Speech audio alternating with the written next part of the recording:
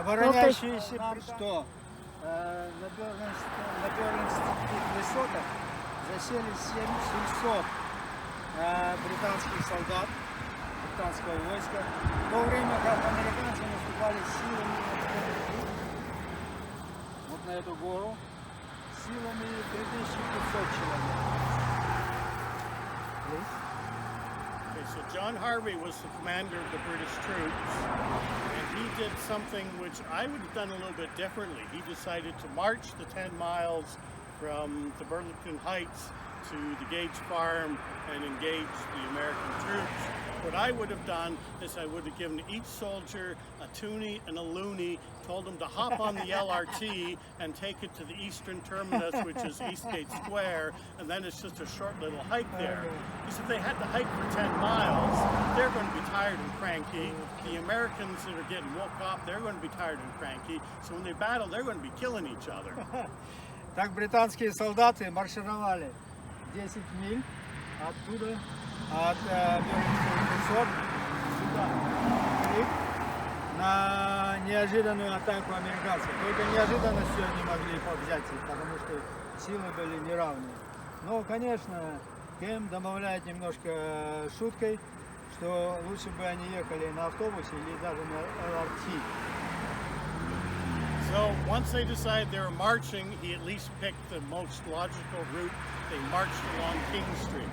King Street was the right choice, because if they went along Barton Street, they would have had to pass the Hamilton Strip, and they would have lost half their men into the tavern there to watch the dancing ladies. Now, if you've ever been to the Hamilton Strip, you might wonder, why would they go in there? Those women look kind of rough. But don't forget, this was 200 years ago, and it was the same women dancing back then, and they were a lot closer to their prime, so they were visions of loveliness back then. And it's not 200 years. Sorry, sir, it's 208 years now. They're 208 now, yeah. And they couldn't choose Main Street, because if they went along Main Street, they'd hit the Queenston traffic circle and they'd get lost. They'd just keep going around and round and coming back on themselves. And plus, the soldiers that had stopped at the Hamilton Strip and brought dancing ladies with them, they would have stopped at the City Court Motel and had a pleasant evening, maybe reading Gideon's Bible or something like that. So King Street was the right choice. They went along King Street. Said they left 11:30, got there about 2-3 in the morning, set up, and just were shooting their cannons and their muskets and everything. And the Americans were woken up out of their sleep. They didn't know what was going on, didn't know how many people were there. They knew that the officers always got the best spot. They were sleeping in the Gage farmhouse where the regular troops were out in tents. So they were able to quickly catch the two commanders of the American troops and left them with a vacuum of leadership there, confusion. Americans decided to retreat. They retreated as far as Grimsby, expecting to find their cache of reinforcement supplies and regroup there. But fortunately, General Yo, who was the Navy commander, had been to Grimsby, and Yo had destroyed all their supplies there, so they had nothing there, so they had to continue their retreat even further back to Fort George. Так британские войска маршировали ночью с 11 вечера и до 3 часов утра. Но они нигде, как Кэм пошутил, не задерживались. Ни для леди, ни для пива, выпить, попить пивка. Они маршировали по Кинг-стрит, отсюда, сюда. И в 3 часа ночи они напали на спящих американских солдат, которые были застаны врасплох, и отступили в Гримсби. And General Yo was leading them. Okay, so the Americans left the battlefield. The British were victorious there, even though they only had 500 men compared to, or 700 compared to 3,500.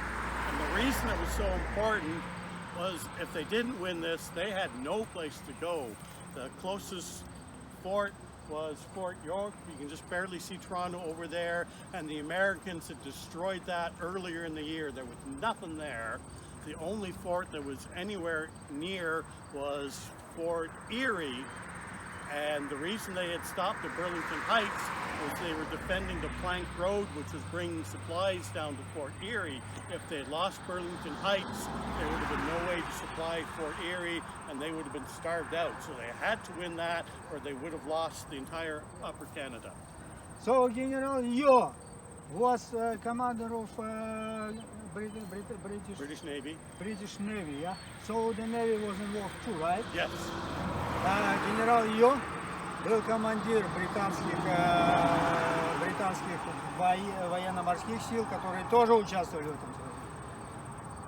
So the Americans ran back all the way to Fort Erie. They regrouped there, but they were basically didn't travel anywhere after that. Instead of the British being penned in, now the Americans were pretty much penned in. They tried the same tactic, a surprise attack on the British Battle of Beaver Dams, but again, another Canadian informer let the British know they were coming. This time it was Laura Secord doing her march down to the Beaver Dams and let the British know there. So the Americans basically just stayed in the Fort Erie or the Fort George area and spent a pleasant summer there. They hunted, fished, probably took the kids to Marineland for the usual trip there. Hung around, they found out that Ringo Starr was going to play at Fallsview Casino, and this was 200 years ago, so Ringo was back in his prime from too. 1812. The British forces were still at the battlefield of Stony